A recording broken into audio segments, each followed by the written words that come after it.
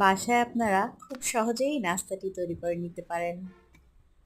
বেশ কিছু উপকরণ লাগছে, যেগুলো হাতের কাছে গুছিয়ে নিলে অত্যন্ত কম খরচে বাসায় তৈরি করা যাবে এই অসাধারণ রেসিপিটি।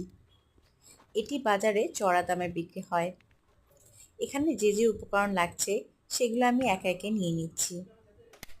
মাছগুলো কাটা ছাড়িয়ে বেছে নিয়েছিলাম এবং এই উপকরণগুলো একে একে আমি গরম তেলে ছেড়ে দিচ্ছি।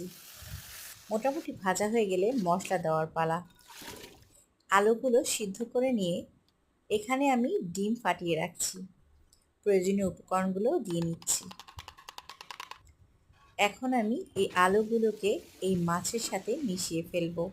প্রপারলি মেশাতে হবে যাতে মশলাগুলো সব জায়গায় ভালোভাবে ছড়ায়। কিছু ধনিয়া পাতা দিয়ে নিচ্ছি এবং প্রয়োজন অনুসারে স্বাদ অনুসারে সয়া সস এবং টমেটো সস দিচ্ছি। লবণটা আপনাদের প্রয়োজন অনুসারে দিয়ে নেবেন। এখন আমি সুন্দর করে এই মিশ্রণটিকে ফিশ ফিঙ্গারের আকারে দিয়ে নিলাম। নর্মাল ফ্রিজে রাখবো আধা ঘন্টা।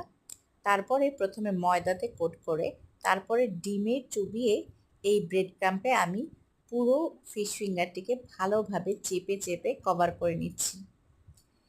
এই অবস্থায় এই ফিশ ফিঙ্গারকে আমি ডিপ ফ্রিজারে রাখবো 1 ঘন্টার জন্য। তাতে করে এটি একটি সুন্দর শেপে থাকবে এবং ফেটে যাবে না। পরবর্তীতে আমার পছন্দ অনুসারে ছোট ছোট বক্সে করে রেখে দেবো। এটি 1 মাস পর্যন্ত সংরক্ষণ করা সম্ভব।